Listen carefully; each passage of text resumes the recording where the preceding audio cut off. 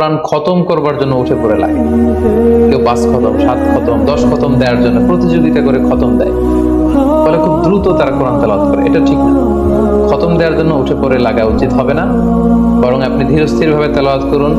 সেই হিসেবে শুরু থেকে শেষ পর্যন্ত একবার করে যদি আপনি 1 খতম দিতেও পারেন সেটা ভালো, আর দিতে না পারলেও আপনি ধীরস্থির ভাবে তেলাওয়াত করে সেটার সওয়াব আপনি ইনশাআল্লাহ পাবেন। তাহলে তেলাওয়াত করার ক্ষেত্রে প্রথম রিমাইন্ডার হচ্ছে তাড়াহুড়ো করে তেলাওয়াত করা যাবে না। 2 নম্বর হচ্ছে যদি সুযোগ হয় অর্থ বুঝে তেলাওয়াত করা।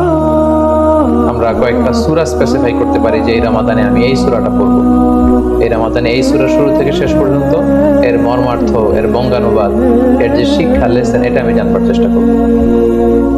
সম্মানিত দিনী ভাই এবং বোনেরা, কোরআন হচ্ছে এমন একটি কিতাব, যারাই এই কোরআনের সাথে সম্পর্ক জুড়ে দিয়েছে, যারাই এই কোরআনকে হৃদয়ে ধারণ করেছে, তারাই সম্মানিত হয়েছে। একটু খেয়াল করে দেখুন, সাইয়েদনা জিবরীল আলাইহিস সালাম উনি কোরআন নিয়ে আসমান থেকে পৃথিবীতে নেমেছিলেন।